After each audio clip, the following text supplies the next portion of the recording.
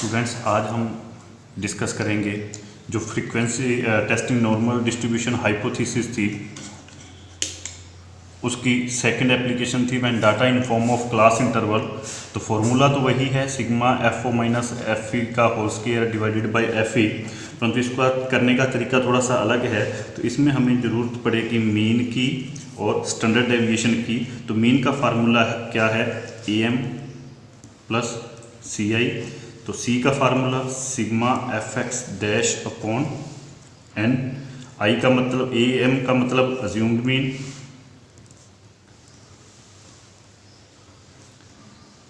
और आई का मतलब क्लास इंटरवल। तो मीन का फार्मूला है, तो मीन निकालेंगे। मीन के लिए हमें चाहिए क्या, एक्स डैश। तो एक्स डैश का फार्मूला क्या है, mid point minus assumed mean upon class interval. तो कहीं भी हम अज्यूम कर सकते हैं इसको। मान लीजिए कि हमने जो अज्यूम किया है वो 60 to 64 किया है। ऊपर +1 +2 +3 +4 -1 -2 -3 और -4 ये है। तो फार्मूले के अकॉर्डिंग चाहिए क्या, एफ एक्स डैश निकालने के लिए एफ और एक्स डैश की गुणा 4 6 10 8 0 -7 -10 -6 और -4। तो इसका टोटल कितना आ जाएगा, 10 10 20 और 8 28 28 प्लस के हैं 10 10 20 और 7 27 माइनस के हैं, तो +1 आ जाएगा। तो फार्मूले में पुट करिए, अज्यूम किया है तो अज्यूम इसका मिड पॉइंट होगा। मिड पॉइंट कितना है, assumed mean is equal to 62, ठीक है। और उसके बाद फार्मूले में पुट कीजिए 62 प्लस सिग्मा सी की वैल्यू निकालनी है। तो sigma F X dash upon 1/40। तो 1/40 गुणा 5 8 62 प्लस 0.13, तो 62.13 इसका मीन आ जाएगा। तो फिर दूसरी चीज़ हमने निकालनी है स्टैंडर्ड डेविएशन, जिसका फार्मूला है square root of sigma F X dash square upon N minus sigma F X dash upon N का होल स्क्वायर। तो sigma F X dash square का मतलब sigma F X dash square का मतलब है sigma F X dash into X dash. तो जिसका formula इसके मल्टीप्लाई करेंगे, 4 चौके 16 6 18 20 8 0 7 20 18 और 16। तो ये आ जाएगा, ये है sigma F X dash is equal to, sorry यहाँ एक इंटरवल भी है। तो sigma F X dash square is equal to कितना आ जाएगा।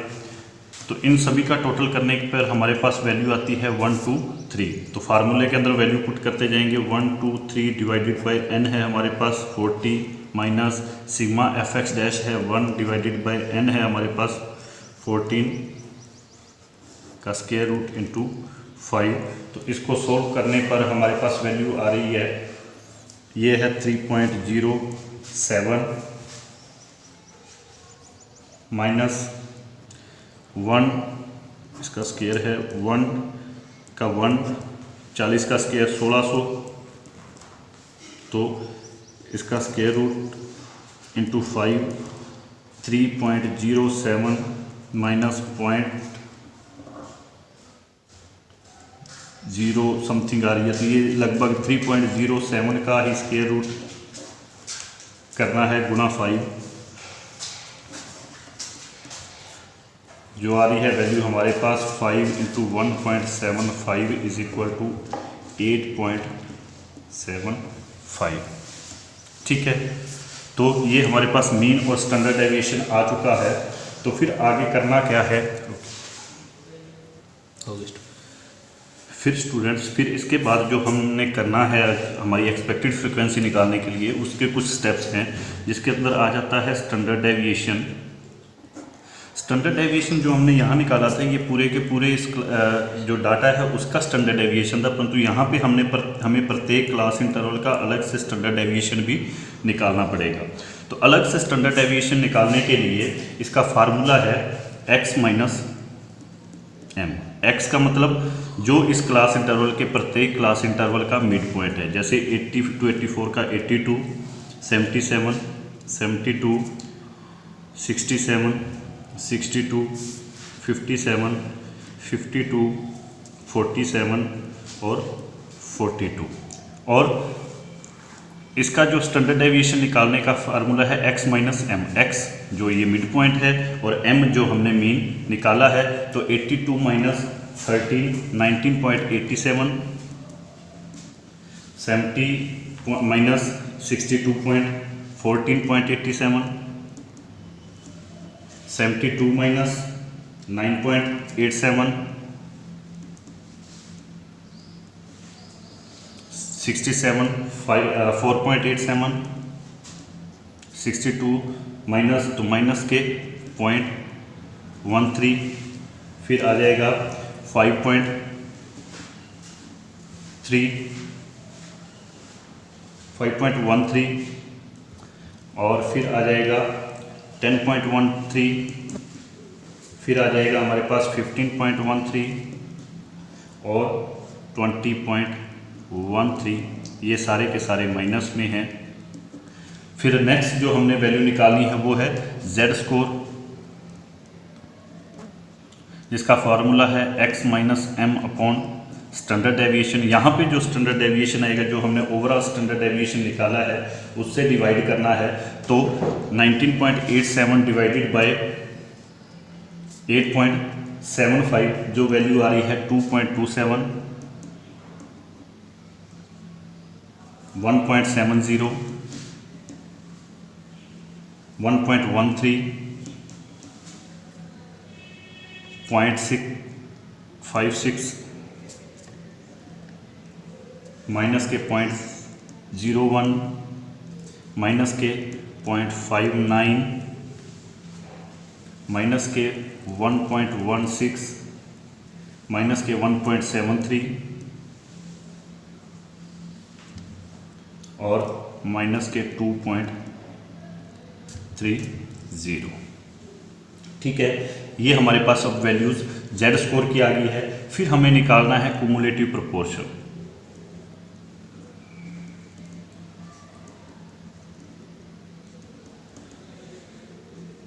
कुमुलेटिव प्रोपोर्शन P वैल्यू जो हम निकालेंगे, हमारी बुक के अंदर एक टेबल दी हुई है, इस बुक की टेबल के आधार पर ही हम कुमुलेटिव प्रोपोर्शन निकालेंगे।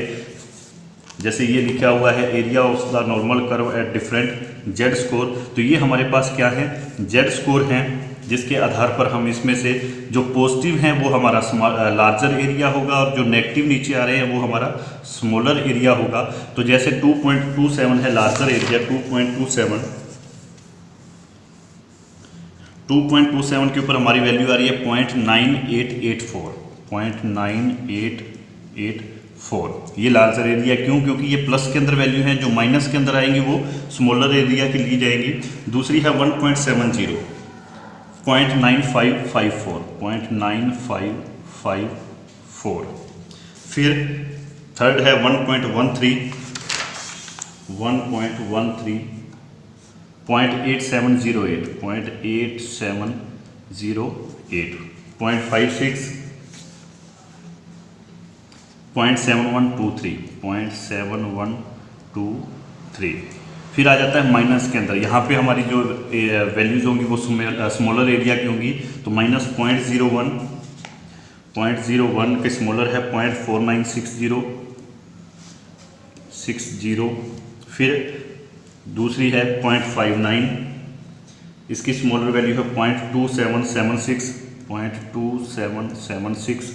1.16,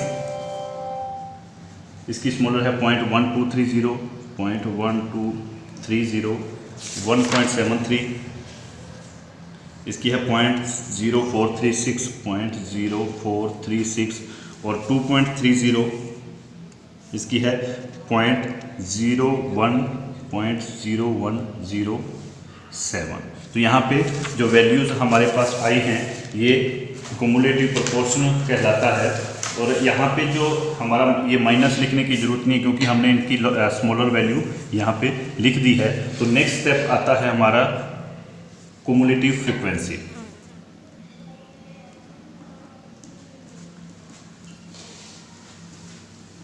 जिसका फार्मूला है P गुणा N। तो जो P वैल्यू हमारे पास ये है, इसको N जो है हमारा 40 उससे मल्टीप्लाई करना है। तो मल्टीप्लाई करने के बाद जो हमारे पास वैल्यू आ रही है 0.9984 को 40 से गुना किया तो 39.54, 38.22, 34.83, 28.40, 49, फिर है 19.84, 11, 11.10, 4.92, 1.67 और 0.43। फिर उसके बाद हमने जो वैल्यू निकालनी है वो है एफ निकालनी है। एफ एक्सपेक्टेड फ्रिक्वेंसी, जिसका तरीका है 0.43 को सीधा यहाँ पे लिख लिया, फिर 0.43 1.67 से 0.43 को माइनस किया जाता है, जो वैल्यू आती है 1.24, 4.92 से 1.67 माइनस किया तो 3.25, 11.10 से 4.92 को माइनस किया तो 6.18, 19.84 में से 11.10 को माइनस किया तो 8.74, 28.49 से 19.84 को माइनस किया तो 8.65, 34.83 से 28.49 को माइनस किया 6.34, 38.22 में से 34.83 को माइनस किया 3.39 और 39.54 से 38.22 को माइनस किया तो 1.32। ये है अब हमारी एक्सपेक्टेड फ्रीक्वेंसी। ठीक है, जो ये अब हमारे पास एक्सपेक्टेड फ्रीक्वेंसी आई है, इसकी हम एक अलग टेबल बना लेंगे। उसी तरीके से क्लास इंटरवल जो हमने पहले जो हमारी ऑब्जर्व फ्रीक्वेंसी आई हुई थी और एक्सपेक्टेड फ्रीक्वेंसी जो हमने इसके आधार पर, इस पूरी कैलकुलेशन के आधार पर हमने निकाली थी। तो अब करना क्या है, ऑब्जर्व फ्रीक्वेंसी और एक्सपेक्टेड फ्रीक्वेंसी होगी कौन सी, कि जो एक्सपेक्टेड फ्रीक्वेंसी के अंदर 5 से कम वैल्यूज़ हैं उन सभी को टोटल करके इसमें टोटल किया जाता है। जो 5 से नेक्स्ट बड़ी वैल्यू आती है तो उसमें उनको टोटल किया जाता है। उसी तरीके से इसके अंदर ये 2 वैल्यूज़ कम हैं परंतु इनका टोटल कहाँ पे होगा, इसमें होगा। तो वही जो ये जो वैल्यूज़ इन दोनों का, अब यहाँ पे इन दोनों का टोटल इसमें किया जा रहा है, इन तीनों का टोटल इसमें किया जा रहा है। तो जो वैल्यू एक्सपेक्टेड आ रही है वो है 11.10, 8.74 ये सीधी ही आ जाएगी, 8.65 ये भी सीधी रह जाएगी वैल्यू, और इन दोनों का जो टोटल इसमें किया जाता है वो है 11.05। और जिनकी एक्सपेक्टेड फ्रीक्वेंसी वहीं पे ही उनकी ऑब्जर्व फ्रीक्वेंसी लिखी जाएगी। इनका भी टोटल किया जाता है 3 और 5 8, ये 8 का 8 9, 3 5 8 और 7 15। तो ये अब हमारे पास ऑब्जर्व फ्रीक्वेंसी और एक्सपेक्टेड फ्रीक्वेंसी आ जाएगी। इसी के आधार पर हम इसको आगे सॉल्व करेंगे। तो FO minus FE, FO minus FE करने पर आता है 3.05 माइनस के माइनस के 0.65, 0.26 और 3.90। फिर है फार्मूले के अकॉर्डिंग FO माइनस FE का होल स्क्वायर, तो इसका होल स्क्वायर करेंगे जो आएगा हमारे पास 9.30.65 का होल स्क्वायर करने के बाद हमारे पास आ जाता है 0.42.07 और 15.21। फिर FO माइनस FE का whole square divided by FE, तो FE से डिवाइड करना है 9.30 को 11.05 से डिवाइड करना है तो 0.84, 0.05, 0.01 और 1.37। और अब काई स्क्वायर की वैल्यू हमारे पास आ जाएगी 0.84 प्लस 0.05 प्लस 0.01 प्लस 1.37। तो कितना आ जाएगा, ये टोटल आ जाता है हमारे पास 2.27 और DF हमारा होगा R-1 C-1।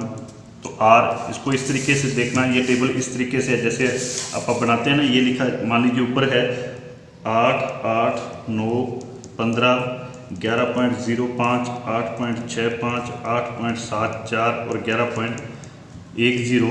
तो ये 4 रो हैं हमारे पास और 2 कॉलम हैं।